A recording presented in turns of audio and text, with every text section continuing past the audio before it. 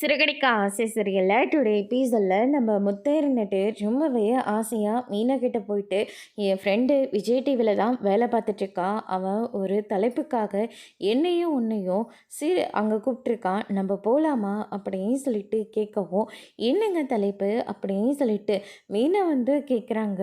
புருஷன் பொண்டாட்டிக்குள்ள ரகசியம் இருக்கலாமா இருக்கக்கூடாதா அப்படின்னு சொல்லிட்டு தான் அந்த தலைப்பு. அதனால தான் நம்ம ரெண்டு பேரையும் அவன் சூஸ் பண்ணியிருக்கான். அதனால் நம்ம போகலாம் அப்படின்னு சொல்லிட்டு நம்ம முத்து சொல்லிடுறாங்க. அதுக்கு அடுத்து தான் மீனா இருந்துட்டு, இல்லைங்க நான் வரலை அப்படின்னு சொல்லிட்டு மீனா ஒரு பக்கம் சொல்லிடுறாங்க.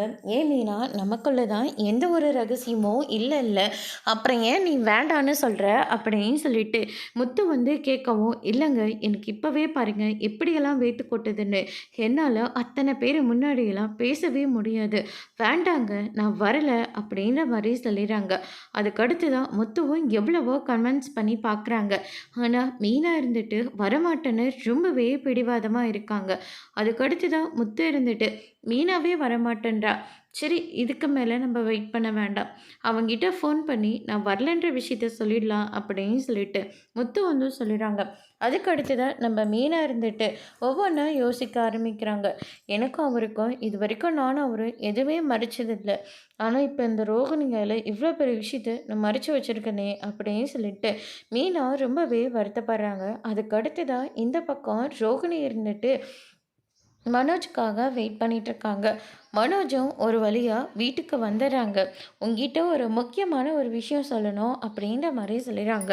என்ன விஷயம் அப்படின்னு சொல்லிட்டு கேட்கவும், அதுக்கு அடுத்ததாக பார்த்திங்கன்னா, இல்லை கல்யாணத்துக்காக அந்த ஆர்டரெல்லாம் போட்டங்கள்ல, அதில் 2 3 கன்ஃபார்ம் ஆகிருக்கு, நாளைக்கு ஒன்று கன்ஃபார்ம் ஆகிடும் அப்படின்னு சொல்லிட்டு மனோஜ் ரொம்பவே சந்தோஷமாக சொல்லிக்கிட்டு இருக்காங்க. அதுக்கு அடுத்ததாக பார்த்திங்கன்னா மனோஜ் இருந்துட்டு ரோகிணி கிட்ட போயிட்டு, பரவாயில்ல அந்த ஜீவா ரொம்பவே நல்ல பிள்ளையா இருக்கா, புது புது ஐடியாலாம் தினமும் கொடுத்துக்கிட்டு இருக்கா, அவளால் மட்டும்தான் இப்போ நம்ம ஷோரூம் ரொம்ப ஹோஹோன்னு போயிட்டுருக்கு அப்படின்னு சொல்லிட்டு மனோஜ் சொல்லிடுறாங்க. சரி முதல்ல போயிட்டு டோரை லாக் பண்ணிட்டு வா அப்படின்ற மாதிரி சொல்கிறாங்க. என்ன ரோகிணி இவ்வளோ பெரிய விஷயம் சொல்லியிருக்கேன், ஆனால் நீ எந்த ஒரு ரியாக்ஷனுமே கொடுக்கவே இல்லை, முதல்ல டோரை லாக் பண்ணிட்டு வா அதுக்கப்புறம் தெரியும் அப்படின்னு சொல்லிட்டு ரோகிணி சொல்லிடுறாங்க. மனோஜும் போய் கதவை லாக் பண்ணுறாங்க. ரோகிணி ஒரு மாதிரியாக நின்றுக்கிட்டு இருக்காங்க. அவங்கள பார்த்த உடனே மனோஜ் பயங்கரமாக ஷாக் ஆகுறாங்க. என்னாச்சு ரோகிணி, ஏன் இப்படி இருக்கு, ஏதாவது பிரச்சனையா அப்படின்னு சொல்லிட்டு கேட்கவும், அதெல்லாம் எந்த பிரச்சனையும் இல்லை, ஆமாம் இந்த டவலை எடுத்துக்கோ, வாயில் நல்லா பொத்திக்கோ அப்படின்ற மாதிரி சொல்கிறாங்க.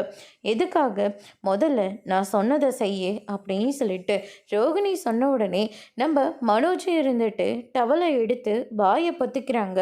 அதுக்கு அடுத்ததாக ரோகிணி இருந்துட்டு, இங்கே பாரு, எதுக்காக கிறிஷை நீ ஒதுக்கிட்டு இருக்க, கிறிஷ் யாருன்னு தெரியுமா, முதல்ல நான் யாருன்னு தெரியுமா, கிறிஷோட அம்மா கல்யாணி அப்படின்ற மாதிரி சொல்கிறாங்க. இதை கேட்ட உடனே மனோஜ் பயங்கரமாக ஷாக் ஆகுறாங்க.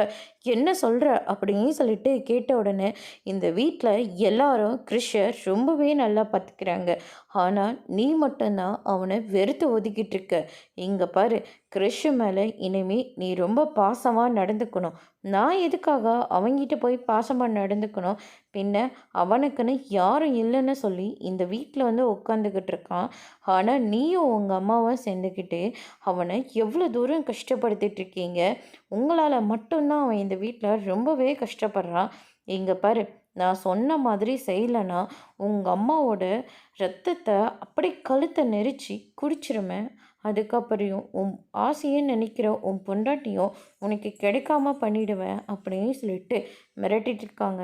மனோஜ் இருந்துட்டு அப்படிலாம் பண்ணிடாத அப்படின்னு சொல்லிட்டு போய் கபோர்ட் கடையில் மறைஞ்சிக்கிறாரு. அதுக்கு அடுத்து தான் பார்த்திங்கன்னா ரோகிணி போயிட்டாங்களான்னு சொல்லிட்டு மனோஜ் எட்டி பார்க்குறாங்க. பார்த்தா ரோகிணி இருந்துட்டு முடியெல்லாம் விரிச்சு விட்டு ஒரு மாதிரியே நின்றுட்டுருக்காங்க. அவங்கள பார்த்த உடனே பயங்கரமாக ஷாக்கில் இருக்காங்க. அதுக்கு அடுத்ததாக வெளியில் வா அப்படின்னு சொல்லிட்டு கையை நீட்டி கூப்பிட்றாங்க. இப்போ நான் என்ன பண்ணணும் அப்படின்னு சொல்லிட்டு கேட்கவும், கிறிஷ் பசியோட வெளியில் உட்காந்துக்கிட்டு இருக்கான். அவனுக்கு போய் தட்டில் ஒரு 2 இட்லியை வச்சு உன் கையால் நீ ஊட்டி விடணும் அப்படின்ற மாதிரி சொல்கிறாங்க. நான் அவனுக்கு போய் ஊட்டி விடணுமா? அதெல்லாம் என்னால் முடியாது அப்படின்ற மாதிரி சொல்கிறாங்க. என்ன சொன்னேன்? உன்னால் முடியாதா? அப்படின்னா இப்போவே போய் உங்கள் அம்மா கழுத்தை நெரிச்சு அவங்களுடைய ரத்தத்தெல்லாம் நான் குடிக்கிறேன். அதுக்கப்புறம் உன் பொண்டாட்டியும் உனக்கு கிடைக்க மாட்டா. நீயும் பைத்தியம் முடிச்ச மாதிரி தெரியணும் அப்படின்ற மாதிரி சொல்கிறாங்க. ஐயையோ! அப்படியெல்லாம் பண்ணிடாத. எங்கள் அம்மா எனக்கு எவ்வளோ முக்கியம் தெரியுமா? அதனால தான் நான் சொன்னேன். நான் சொல்கிறத மட்டும் நீ செய்யலைன்னா கண்டிப்பாக உங்கள் அம்மாவோட ரத்தத்தை நான் குடிச்சிடுவேன் அப்படின்ற மாதிரி சொல்கிறாங்க. சரி நான் இப்போவே போகிறேன், ஃப்ரெஷ்ஷப் ஆகிட்டு போகிறேன் அப்படின்ற மாதிரி சொல்கிறாங்க. அதுக்கு அடுத்ததாக மனோஜ் இருந்துட்டு உடனடியாக கிரிஷ் பக்கத்தில் போய் வெளியில் உட்காந்துக்கிறாரு. நீ சாப்பிட்டியான்னு சொல்லிட்டு கேட்குறாங்க. மீனாவும் ரோகிணியும் பயங்கர அதிர்ச்சியில் இருக்காங்க. ரோகிணி ரொம்பவே சந்தோஷமாக இருக்காங்க. அதுக்கடுத்து தான் வந்து பார்த்திங்கன்னா சாப்பிட்டியான்னு கேட்டேன் அப்படின்னு சொல்லிட்டு மனோஜ் வந்து கேட்கவும் க்ரிஷ் இருந்துட்டு இன்னும் இல்லை அப்படின்ற மாதிரி சொல்கிறாங்க. சரி வா சாப்பிட்லாம் அப்படின்னு சொல்லிட்டு மனோஜ் இருந்துட்டு க்ரிஷோட கையை பிடிச்சி சாப்பிட்றதுக்காக கூட்டிகிட்டு போகிறாங்க. அதுக்கு அடுத்து தான் வந்து பார்த்திங்கன்னா நான் ஏதாவது ஹெல்ப் பண்ணட்டுமான்னு சொல்லிட்டு மெயினாக வந்து கேட்கவும் அதெல்லாம் ஒன்றும் வேண்டாம் நானே பார்த்துக்கிறேன் அப்படின்னு சொல்லிட்டு மனோஜ் இருந்துட்டு கையை கழுவிட்டு வந்து கிரிஷை உட்கார வச்சு அவர் கையாலே கிரிஷுக்கும் அந்த ஊட்டி விட்டுட்ருக்காங்க. ரோகிணி ரொம்பவே சந்தோஷத்தில் இருக்காங்க. மீனா அதை விட ரொம்ப சந்தோஷமாக இருக்காங்க. அதுக்கு அடுத்ததாக ரவியும் ஸ்ருதியும் வந்து பார்க்குறாங்க. நான் பார்க்குறது என் கண்ணுக்கு மட்டும்தான் தெரியுதா இல்லை உன் கண்ணுக்கும் சேர்த்து தெரியுதான்னு சொல்லிட்டு ஸ்ருதி இருந்துட்டு ரவி கிட்டே கேட்கும். நீ பார்க்குறது உண்மைதான், நான் பார்க்குறதும் உண்மைதான். என்னடா இதெல்லாம், என்னடா எது தெரியாத மாதிரி கேட்டுக்கிட்டு இருக்க? சின்ன பையன்டா, பசிக்குதான்னா அதனால தான் சாப்பாடு ஓட்டிகிட்டு இருக்கேன் அப்படின்ற மாதிரி மனோஜ் வந்து சொல்லிடுறாங்க. அதுக்கடுத்து தான் முத்து வராரு. முத்து வந்தோடனே அவரும் பயங்கரமாக ஷாக் ஆகுறாங்க. நான் பார்க்குறது கனவா இல்லை நனவான்னு சொல்லிட்டு மீனா கிட்ட கேட்கவும் எல்லாமே நனவு தாங்க. உங்கள் அண்ணன் தான் கிருஷிக்கு சாப்பாடு ஓட்டிகிட்டு இருக்காரு அப்படின்ற மாதிரி சொல்லிடுறாங்க. என்னடா இது அதிசயமாக இருக்குது, சின்ன பையன்டாவன் அவனுக்குன்னு யாரும் இல்லைன்னு சொல்லிட்டு இந்த வீட்டில் வந்து இருக்கான், இவனுக்காக நம்ம சாப்பாடு கூட ஊட்டி விடக்கூடாதா அப்படின்னு சொல்லிட்டு மனோஜ் வந்து சொல்லிடுறாங்க. அதுக்கு அடுத்ததாக நீ ஊட்டு அப்படின்னு சொல்லிட்டு முத்தம் ரசித்து பார்த்துட்டு இருக்காங்க.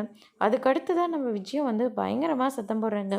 என்னடா நீ, அவனுக்கு என்ன கை இல்லையா கால் இல்லையா, எதுக்காக நீ அவனுக்கு சாப்பாடு ஊட்டிகிட்டு இருக்க அப்படின்னு சொல்லிட்டு கேட்கவும், மா சின்ன பையன்மா பசிக்குதுன்னா அதனால தான்மா சாப்பாடு ஊட்டி விட்டுருக்கேன், நீ எதுக்கடா இதெல்லாம் செஞ்சுக்கிட்டு இருக்கோம், அதான் சொன்னலையம்மா சின்ன பையன்மா, இல்லாட்டி எங்கள் அம்மாவோட உசிரியே போயிடும், அது மட்டும் இல்லை ரத்தத்தெல்லாம் குடிச்சிரும் அப்படின்ற மாதிரி சொல்கிறாங்க.